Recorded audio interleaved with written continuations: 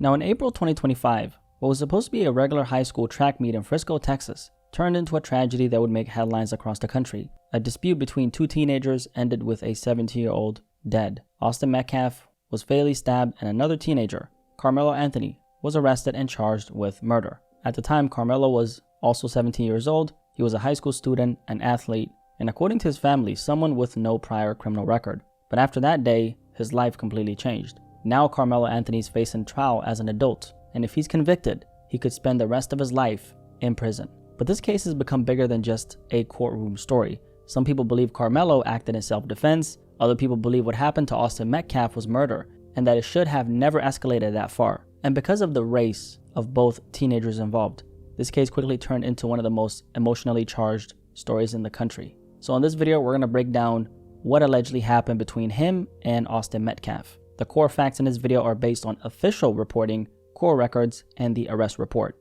So let's get started. The story starts in Frisco, Texas on April 2nd, 2025. At around 10:01 a.m. in the morning, Frisco police received a dispatch call about a stabbing at David Kirkendall Stadium, a school stadium located on Frisco Independent School District property, short for FISD. According to the arrest report, the call note said an athlete had been stabbed. The suspect was described as a black male wearing a gray hoodie and blue sweatpants. One of the first officers to respond was Eduardo Cortez, a Staley school resource officer, basically an officer assigned to the school. After hearing the call over the radio, he immediately left his office and ran across the Staley Middle School parking lot toward the southwest entrance of the stadium. When he got inside, two high school age students told him the victim was on the north end of the stadium near the bleachers under the Memorial High School tent. So Officer Cortez made his way toward the visitor side of the stadium. As he got closer, he saw multiple people under the Memorial High School tent. And once he reached the north side bleachers, an adult male on the track pointed out the person police were looking for. The person was later identified as Karmelo Anthony. According to the officer, Karmelo was wearing a gray hooded sweater and dark-colored Nike pants. At this point, the officer had not witnessed what happened himself. He was responding to what had just been reported. An athlete had been stabbed, and the suspected person was still at the stadium. At this point in the report, officers still had to figure out exactly where the weapon was, but later witness accounts would describe the weapon as a black knife. The following happened afterwards. According to the arrest report, Karmelo was on the track near the north end of the stadium. There was a chain link fence separating him from Officer Cortez, so the officer gave him instructions to keep his hands up in the air. And during that moment, before the officer even questioned him about what happened, Karmelo allegedly said out loud, "I was protecting myself." Officer Cortez then asked him if he had any weapons, and Karmelo said no. The officer patted him down while they walked along the fence, but he did not find any weapons on him. As the officer continued walking Karmelo off the track, Karmelo allegedly said, "He put his hands on me." At that point, Officer Cortez detained Karmelo in handcuffs and had him sit down on the ground. Another officer, Officer Ricci, had arrived on scene by then. Cortez conducted another pat-down, and after Karmelo gave consent to be searched, police still did not find any weapons on him. But while Karmelo was sitting on the ground, Officer Cortez advised over the radio that he had the alleged suspect. And according to the report, Karmelo responded by saying, "I'm not alleged, I did it." After that, Officer Cortez and Officer Ricci walked Karmelo toward a patrol vehicle near the northeast gate of the stadium. And as they were walking him to the squad car, Karmelo was described as very emotional.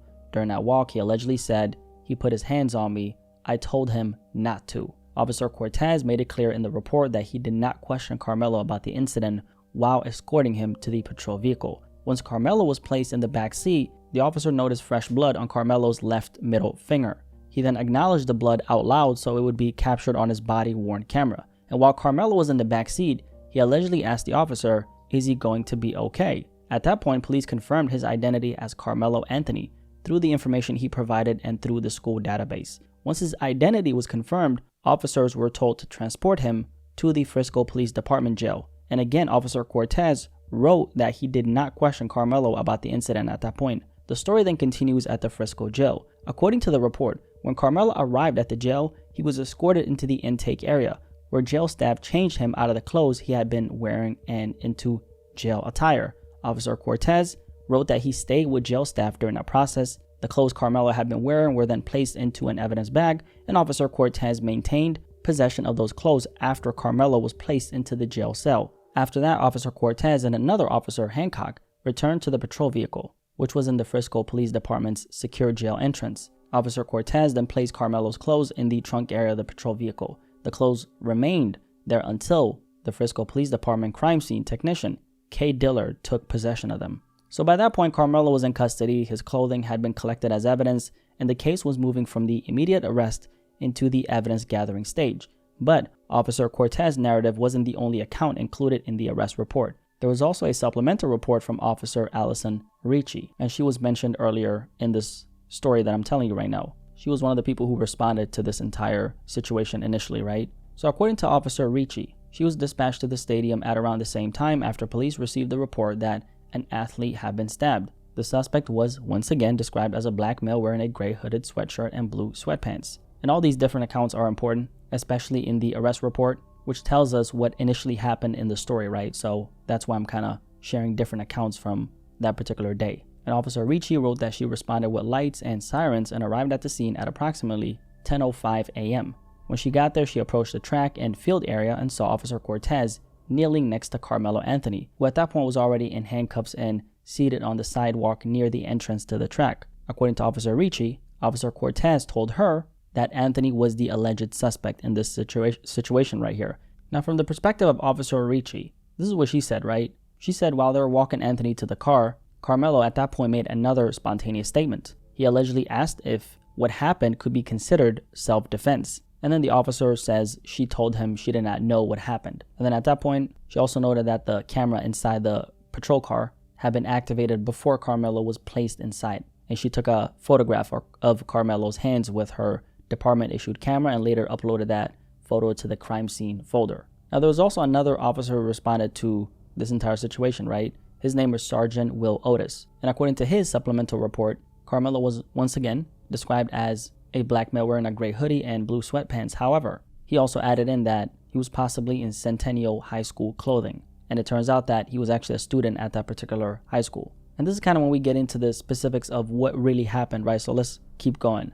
Now, Sergeant Otis wrote that the incident had taken place on the visitor side of the stadium near the north side bleachers, where the victim was under the Memorial High School tent. And by the time he got there, both of the officers, Cortez and Ricci, they were already walking Karmelo away from the stadium. Now, according to this officer, he said that the suspect, Karmelo, right, he was crying hysterically. Now, let's talk about the environment, okay, because this is very important. Around that same time, the weather started to change, and heavy rain began coming down over the stadium. Now, because Austin was still being treated, the staff moved the Memorial High School tent to cover him and the emergency personnel working on Austin, right? And then at this point, one of the officers then started using his city-issued phone to take crime scene photos, trying to preserve as much of the scene as possible because of the rain and the large number of people gathering around. Other officers began putting up crime scene tape and moving non-essential people out of the immediate area. Officers were also told that the knife used in the stabbing had been tossed and was believed to still be nearby. Eventually, one of the witnesses said they remembered seeing the knife on the bleachers.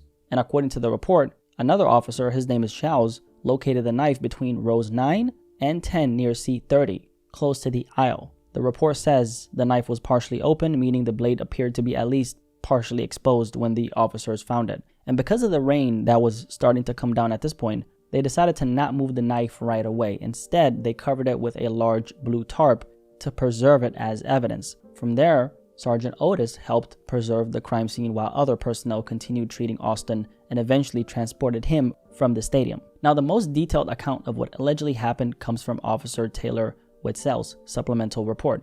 According to Officer Wetzel, he responded to the stadium after dispatch notes said an athlete had been stabbed in the chest. So at this point in the story, we know that Austin was stabbed in the chest. And they also said that Austin Metcalf at that point was unconscious and not breathing. And now they finally confirmed that Karmelo, who was the suspect at this point, right, he believed to be a Centennial High School student. So now it was confirmed that he was a high school student of this particular high school. And then now we get into witnesses. When one of the officers, Wetzel, arrived at 10:06 a.m., he went towards the visitors' bleachers, where dispatch said the victim, Austin, was located. And while he was walking toward the bleachers, he was approached by a witness who said he had seen what happened. And then this witness told Officer Wetzel that the stabbing happened under the Memorial High School pop-up tent in the visitors' bleachers. Now, according to witness accounts, Austin Metcalf was sitting under the Memorial High School tent with his team. Karmelo Anthony, who was from Centennial High School, was also sitting under that same tent. And then Austin allegedly told Karmelo that he needed to move out from under their team's tent. That's when, according to the witness, Karmelo grabbed his bag, opened it, reached inside, and told Austin, "Touch me and see what happens." The witness said nobody really thought Karmelo had any weapons in his bag, and this is when things escalate. Austin then allegedly touched Karmelo, and according to the witness, Karmelo told Austin to punch him and see what happens. A short time later, Austin grabbed Karmelo to tell him to move, and that is when, according to this particular witness, Karmelo pulled out what the witness remembered as a black knife and stabbed Austin once in the chest. After the stabbing, the witness said Karmelo ran away. Austin then began grabbing his chest and telling everyone to get help.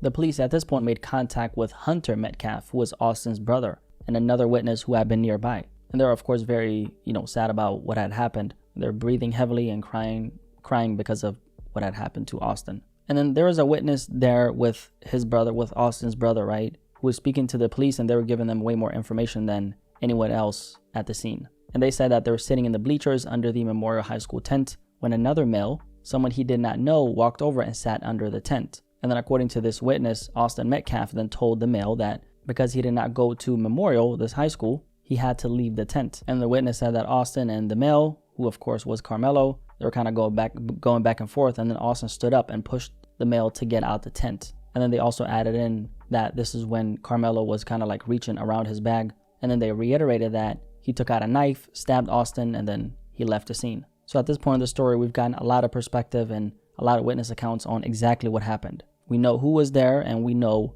what exactly happened. And it's at this point that they talk a little more about the victim in this case, right? Austin Metcalf. He was being treated by Frisco Fire Department personnel and athletic trainers. Now at this point, medical personnel were actively performing life-saving measures on Austin, and they were still working on his scene, talking to people, trying to figure out what happened. And Austin at this point was transported to the hospital. And then the ambulance arrived at the hospital at 10:46 a.m. that morning with Austin, and doctors immediately tried to treat him in the emergency room. But just 7 minutes later at 10:53 a.m., Dr. Chow pronounced Austin deceased. After Austin was pronounced dead, hospital staff stopped treatment, and then another officer, Newton, then took possession of the clothing Austin had been wearing and maintained custody of those items until crime scene investigators took over. Officers and investigators also documented the scene at the hospital with photos, and Austin's clothing was collected as evidence. Later that afternoon, Austin's family was allowed into the room to view him. At 3:15 p.m., the transport service for the medical examiner arrived and took possession of Austin's body. The arrest report also notes that later that morning, another witness came to the Frisco Police Department lobby and said he had seen the stabbing. He was given a voluntary witness statement form and later spoke with detectives. Now, the final pages of the arrest report show how officers began separating witnesses and preserving what they could after the stabbing. And it was also noted that multiple coaches came forward. 2 coaches said they heard Karmelo confess to stabbing Austin, while other coaches said they witnessed the actual incident. So there were a bunch of people who seen what happened here as well. That's very important. So that's all the very important information from that particular day, at least based on the arrest report. Now, when you say with all that, the whole situation is just sad, right? I mean, you're talking about a high school track meet. Kids are supposed to be competing, coaches are supposed to be coaching, families are supposed to be watching from the stands. And by the end of that morning, one teenager was dead, another teenager was in handcuffs, and everybody who was there had to live with what they saw. And I think that's what makes this case so heavy. Before it became a headline, before it became a racial debate, this was a real life tragedy involving 2 teenagers, right? And one of those teenagers killed another one. That is a fact. Austin Metcalf lost his life at 17 years old. His family lost a son, a brother, and someone they clearly loved. And Karmelo Anthony, who was also 17 at the time, went from being a high school student at a track meet to being accused of murder and facing the possibility of spending the rest of his life in prison. So the outcome of the situation, very permanent. And based on all the information up until this point, the entire thing seems to have escalated from a situation that should have never gotten anywhere close to that point. Now, obviously, the arrest report is not the same thing as a conviction. That's what the trial is for. Karmelo Anthony has pleaded not guilty, and his defense is expected to argue that he acted in self-defense. So what you really have here is an argument over a team tent. You have a witness saying Karmelo reached into his bag. You have witnesses saying Austin either touched, grabbed, or pushed him during the confrontation. And then you have Austin being stabbed once in the chest and later pronounced dead. So now the legal question becomes, was this self-defense or was this murder? And that's where this case gets complicated, emotional, and divisive.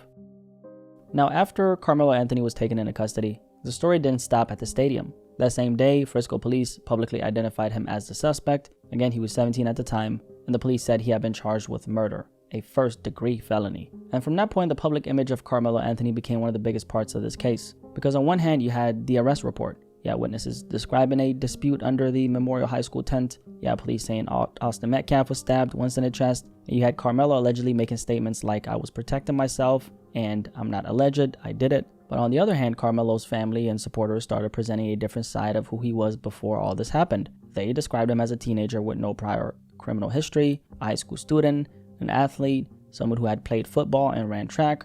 According to reports and family representatives, he had a strong GPA, worked regular jobs, and was the oldest of 4 children. And I think this is also one of the reasons why this particular case became so complicated for people emotionally. Because when a story like this first comes out, people naturally want to put everybody into a box. One person is a victim, one person is the suspect, one family is grieving, another family is trying to defend their son in this case, right? And legally, those roles are very real. Austin Metcalf is a teenager who lost his life. Karmelo Anthony is the teenager accused of taking it. But let's talk about Karmelo Anthony's family, right? Because they started making a lot of public statements, and they were basically saying before this case, he was not some career criminal. He was a high school student with a future. And then that aspect of this case became a very big public debate. Our son deserves the same rights under the law that everyone is afforded to. He's been raised in a 2-parent home with structure, stability, love, and we put God first in everything that we do. We believe in the Constitution, we believe in the laws of this state, but those laws must apply to all of us, not just some of us.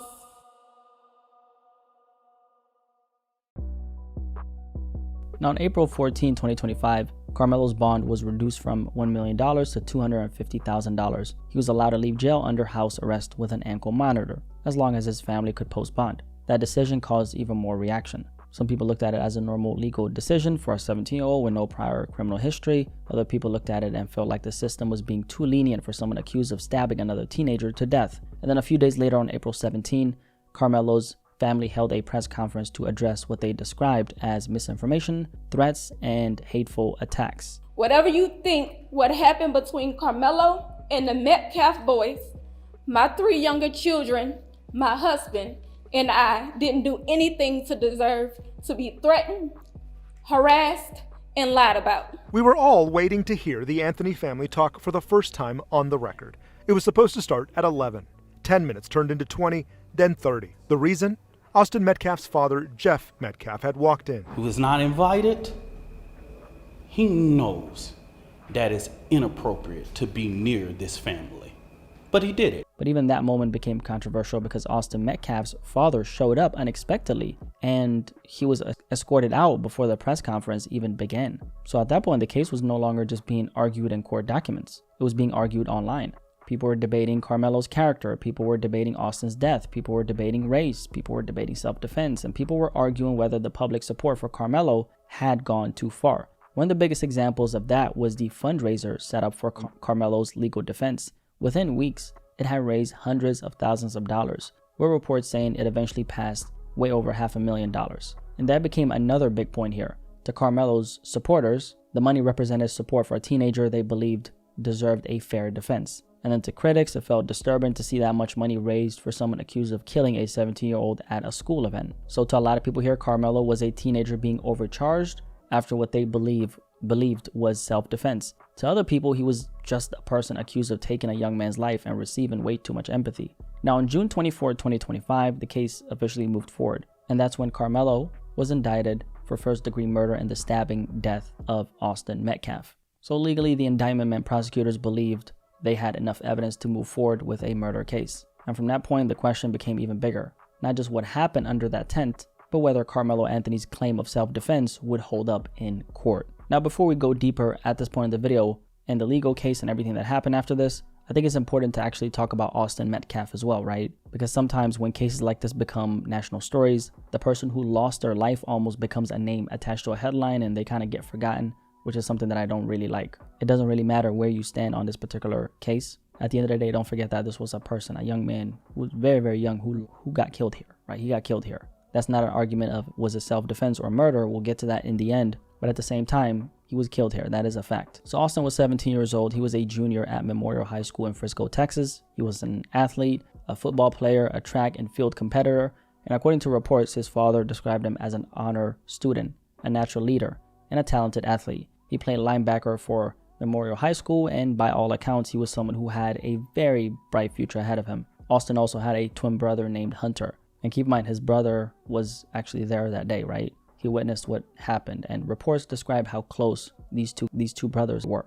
Later, after Austin's death, Hunter even accepted Austin's diploma on his behalf during the school's graduation ceremony. So when we talk about this case, at the center of the story is a 17-year-old kid who never made it home from a school event. Let's just sit with that for a second, okay? This young man had a lot more life left to live. Now, while Austin's family was grieving, Karmelo Anthony's family was also trying to control the way people saw their son. Because once this case became national news, Karmelo wasn't just being looked at as a teenager who had been arrested. He became the face of a much bigger conversation. Some people looked at the arrest report and saw someone who took another teenager's life over something that should have never escalated this far. But then his family and supporters, they're really trying to vouch for him and say that this was not who he was before that day. Now, Karmelo Anthony's murder trial is officially ongoing right now. And at the center of this trial is one question. Was this self-defense or was this murder? He's of course pleaded not guilty, and his defense is expected to argue that he acted to protect himself. The prosecutors are going to have to convince the jury that this was not justified self-defense, and what happened under that tent legally qualifies as murder. So a jury is going to have to look at the evidence and decide whether Karmelo Anthony's actions were legally justified or whether he crossed a line that cost Austin Metcalf's life. Now, we've talked about all the information now, at least from the arrest report, which is the most important accounts. And my personal opinion, I personally have a very hard time seeing this as self-defense. Because here's the thing, even if Austin touched, grabbed, or pushed him during the confrontation, we're still talking about a situation where witnesses say Karmelo reached into his bag, warned him, and then allegedly stabbed him once in the chest. To me, based on what I've seen here, that sounds like a situation that escalated way beyond what it ever needed to be. And from my perspective, I think this is just another story that shows how fast violence can take something from bad to irreversible. I don't know what was going through Karmelo's head in that moment. I don't know if this was something just emotional and just a split-second decision that went too far.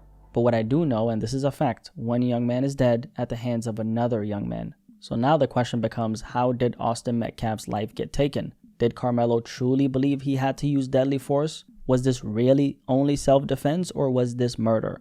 That's what the trial is for. But my personal stance is that he did not have to kill that young man. That's my personal opinion. You might disagree, but that's what I think. Now, Karmelo Anthony is presumed innocent unless proven guilty in the court of law, and the jury is the one that has to decide what the evidence actually proves. But no matter what happens in court, one thing is true. Austin Metcalf is gone. A regular high school event turned into the last day of his life. And Karmelo Anthony, who was also a teenager at the time, is now facing the possibility of spending decades or potentially the rest of his life in prison. So whatever side you're on here, this case is a reminder how fast one moment can destroy multiple lives. One argument, one weapon, one decision, and now two families are left living with consequences that will never fully go away. Two families changed forever over something that should have never happened. With all the facts laid out, where do you stand on this? Self-defense or murder? Self-defense or murder? If you made it this far, drop a like on this video and subscribe if you're new here. My name is Blackie Speaks. Nice to meet you. I'm very curious what you guys have to say. This is a pretty controversial case, so I'm sure we'll be divided in the comments, but I still want to hear what you have to say. So you guys let me know in the comment section below, and I'll catch you guys on the next video. Peace. I'm out.